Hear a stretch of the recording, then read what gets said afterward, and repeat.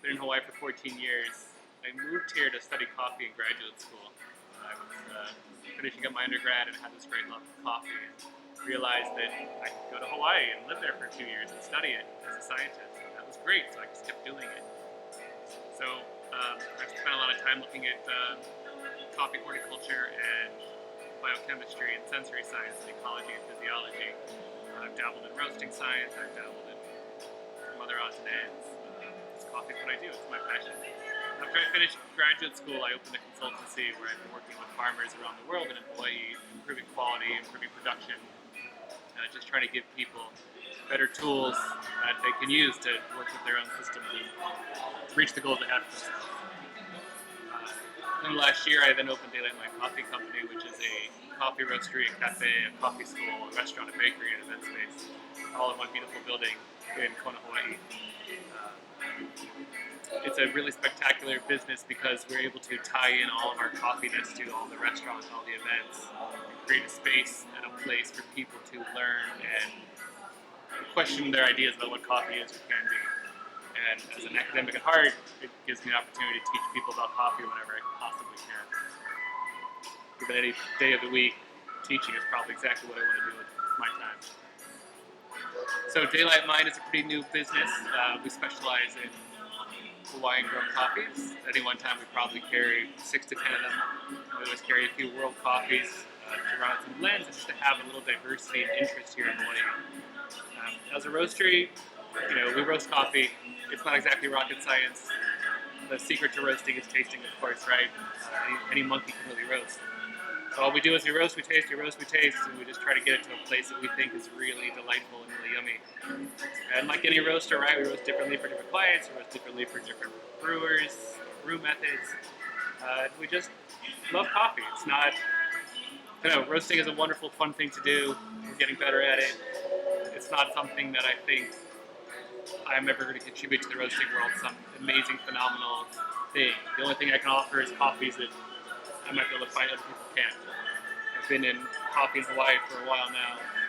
I've written a book about Hawaiian coffee, so I know the industry. Occasionally I can come across farms and opportunities that other people don't, just because I've been around a while and I know ins and outs of things. So as a roaster, all I can offer is something unique once in a while. Otherwise it's coffee roasting. As a cafe owner, it's kind of the same thing, right? There's no wheel, I think, to reinvent.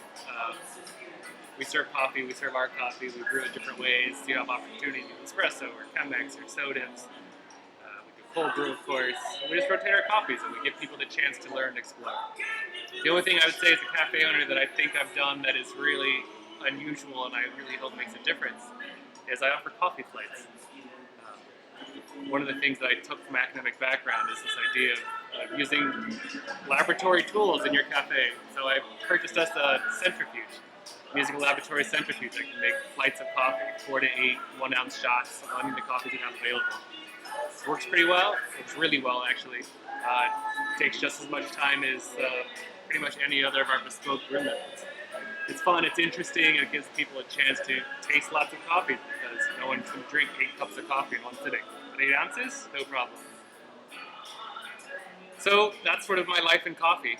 I work with farmers as much as possible. I help improve quality as much as possible. And I try to create this space in Daylight Mind where we talk about quality and we think about quality and we offer coffee geeks what they expect, and we offer regular coffee drinkers, hopefully, something that they didn't know they could have. Right? Coffee it's just coffee, right? It's this wonderful beverage. It's not that hard. It's just starting with the right tools and using the right tools to finish it off. I think we here in Daylight Mind just try to do that. If you were to travel the world and visit the world's best cafes, you'd probably see a lot of similar things here. It's wonderful, it's fun. We just have an amazing setting. We're right on the ocean, and we have a great place to relax and a great place to enjoy things and get lost in the romance of drinking coffee and being in Hawaii.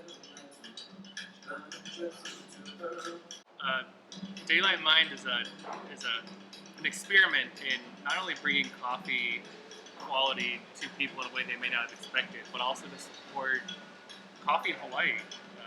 The Hawaii coffee industry is what I've lived in all of my adult life, and I've always wanted to do more and more for it, make it better and more interesting and more tasty.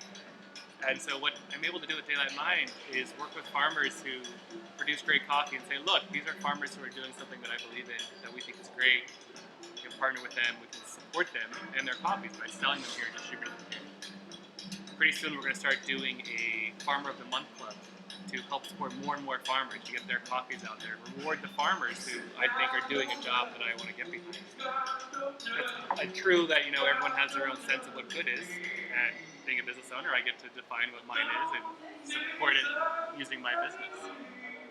So we try to involve ourselves in the community in this very core way, supporting farmers who grow our coffees and who grow coffee nearby. I mean, not just in Hawaii, not just in Kona, or on this island, but on all the islands of Hawaii. But we take our community even more than that, in a greater way. It's really important to us that we take care of the earth as best we can, and we take care of the broader community. So, as a local company, we have all the things you'd want from a green company that cares about the planet. We use compostable materials when we can. We have solar energy as part of our energy source. We try to reuse as much as we can. We compost as much of our food waste as we can. We partner with local farms to take that. We just try to be a wonderful business that has a very small ecological footprint. And to grow out of that, we buy as much food and products from as locally as we can. It's a classic, or I guess now modern classic, farm-to-table restaurant experience, cafe experience. Again, nothing we invented, but something we're able to do because we're close to so many farms and we have such great things growing in Hawaii. We have a really big space here at Daylight Mind. We have room for the community to come and gather, either to rent space for events, whether they're retirement parties or weddings or parties or whatever it is, or a conference. We have a conference room, people can come for meetings. So we have this ability to give people something that may not already exist. They can come in here and use our space and make this that third place that specialty coffee has been talking about for so long. Of course, people come in here and use the third space in more realistic form, but they spend hours and hours just drinking coffee and hanging out and working, which we're really excited about. We want a place that's comfortable for people. It's comfortable for the community to see as a place of aggregation. So in terms of working with the community, we do as much as we can. We do, we're a young company. It's not like we're doing leaps and bounds, but we try to do what we can. We help nonprofits. We donate to good causes. We volunteer when we can. We're just I don't see something particularly special. We're just a company that cares about where we are and who we are and who our neighbors are.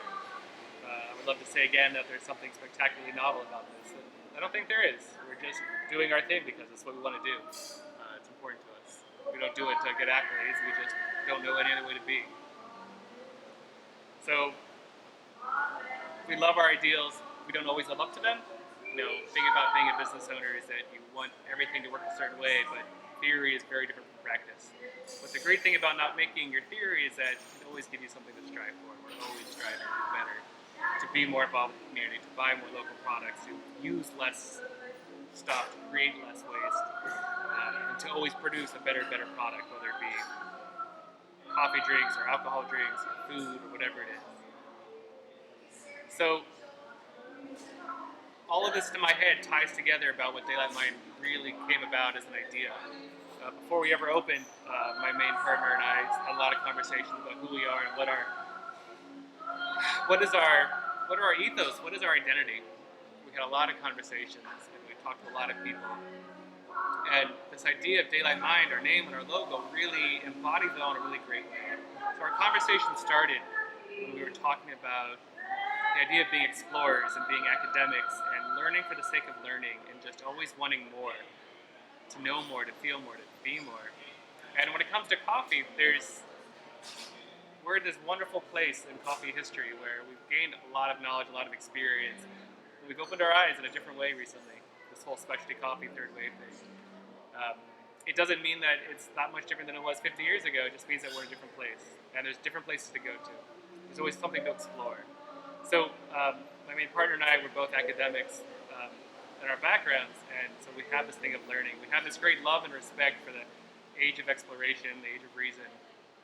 The time when there were citizen scientists who just went out to gain knowledge and learn stuff. we see ourselves as explorers, and sort of as a corollary, right, being explorers on the seas. We have this location that's on the water. We live in a place that's surrounded by lots and lots of water. So we take this nod of our identity from being people who just always want to learn for learning's sake. So how do you verbalize that? Wisdom, enlightenment, science, learning, all sorts of ideas that are hard to encompass. So we spent a lot of time struggling with how do we put that into a logo, how do we put that into a name. We weren't getting very far. And at the same time, I've been in Hawaii for 14 years, and I am not of Hawaii. I didn't grow up here, but it's a part of me now. I'm a part of it. I've been here for a good chunk of my life. Its culture, its history, its ideals, a lot of it has imbued itself in me and my psyche, and my family's psyche. And I wanted to create this business that represented the place where it came from. Right? Being in Hawaii is different from being anywhere else. So I have this sort of Western explorer thing going on, and we have this Polynesian Hawaiian thing going on.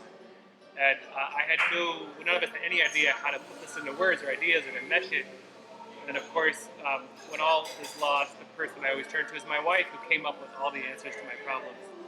She came up with our name, she came up with our logo. And she started looking for Hawaiian words that might help us.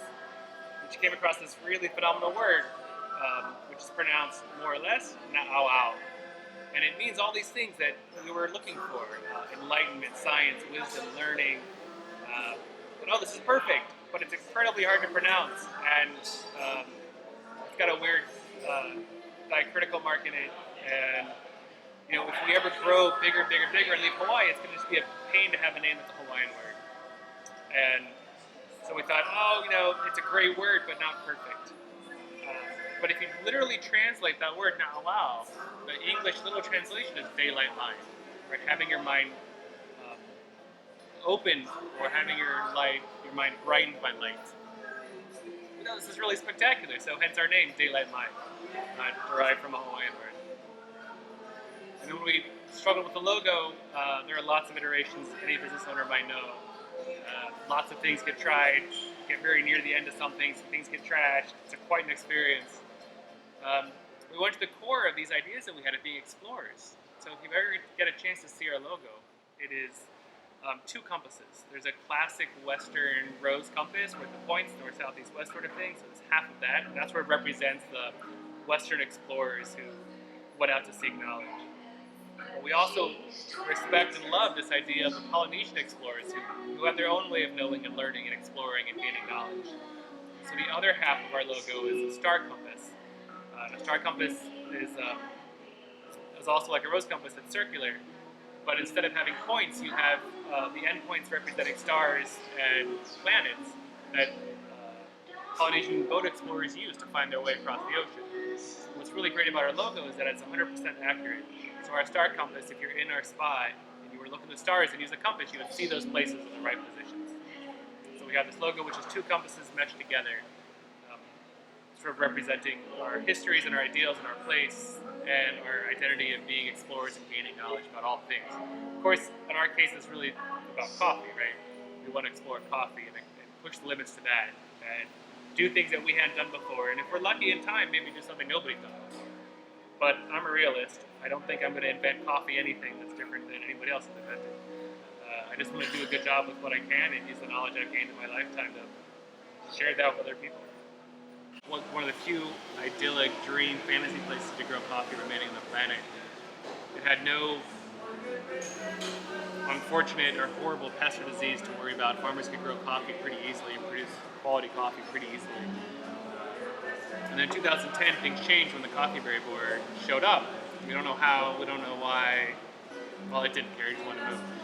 There was some accidental introduction, and it changed everything because the CBB is not something that's easy to control. It buries inside a seed and it hides there, and then there's lots of babies, and they go out and they hide new seeds. So there's no real good chemical way of controlling it, and I can give you a whole lecture on it, but I won't. But it presented a really interesting problem for Hawaii farmers because growing coffee in Hawaii has always been more expensive than other places for a lot of reasons. And a lot of farmers in Hawaii aren't dedicated farmers. It's a part-time thing, it's a weekend thing, it's a retired thing. It was more of an interest and a fun thing than it was to dedicate hours and hours of hard labor to being a farmer. So when all of a sudden this pest came, it changed the nature of how most farmers could be farmers. They had to sort of decide: do I want to be a serious farmer and try to control this, or do I want to just go about how I have been doing it and see what happens? And for a lot of people, well, at the beginning we didn't have any solutions, right? We talked to scientists in other places and countries elsewhere, and we learned what we could, but nobody had a good grasp of how to control it. So the first year or two were quite devastating in terms of production. And after a couple of years, the farmers who were really farming discovered: I can control this. I can keep it down to a reasonable amount of level. It's going to cost me a bit more in time and resources, but it can be done.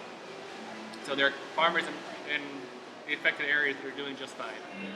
It's not ideal, but they're surviving the way farmers everywhere survive. Then there are other farmers who don't really do much. They probably have huge losses.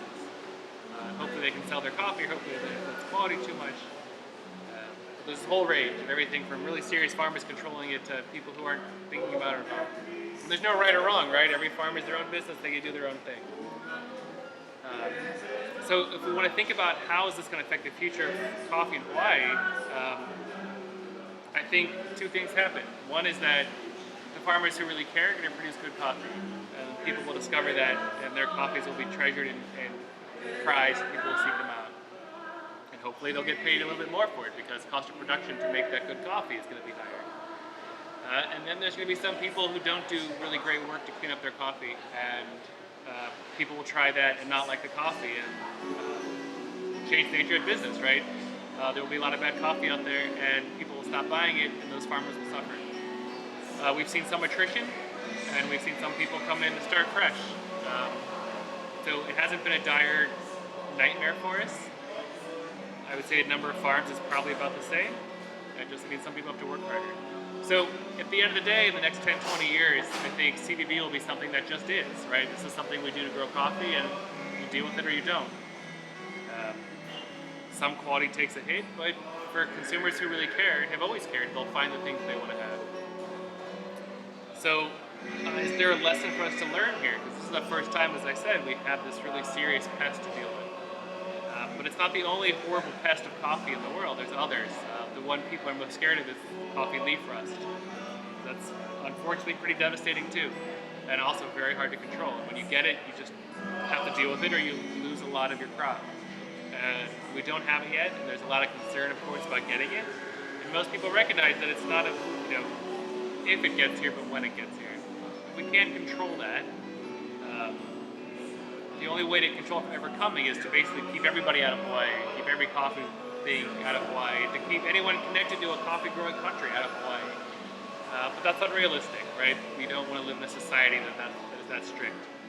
So we take a certain amount of risk by having a free flow of people, ideas, and things. So will rust come? Yes, it will come, as will other things in time. I don't think we can prevent them. We can be careful, and we can be prepared mentally how we're going to deal with it, now that we know that a new introduction can be dangerous and risky and unfortunate. But hopefully when it comes, we won't be so devastated, and we'll be able to control it reasonably well. The same way we control coffee berry board, with dedication, with resources. And the people who really want to control it will, and those who won't. And it'll always be this constant battle. It won't destroy the industry. I think it will be enough to push more people out, because the effort and the cost of controlling will be difficult. I'm not sure that Hawaii's prices can go up that much higher. There's a little bit more room for them to go up, but there's going to be a ceiling. I don't think we're that far from it. So ultimately, you're going to have farmers who are able to control it at a cost that people will effectively pay, and then there are those who won't. And if we get rust and we get more diseases, it'll just mean fewer farms and prices a little bit higher. And sort of a natural selection environment. Those who survive will survive. They'll be better off for it in the end. It's just my prediction. I could be totally wrong. Maybe by the time we get rust, somebody will have found some super clever solution for it, and it won't be a problem at all. Maybe in the next 10 years, someone will come up with something clever for berry board. I know there are labs out there working on genetic modification of coffee to combat these things. There's a lot of pros and cons there. I think some farmers will take that up and some won't. I think it'll be a great solution for those who want to embrace it. Same way that using all the hybrids that have come out of Central and South America have helped combat rust and other problems. there's all sorts of markets out there for coffee. There's all kinds of markets for taste and for production and all sorts of things. And I think Hawaii is going to become part of that mix as we get more and more struggles. We'll have to find more and more solutions and be open to more and more markets and more ideas.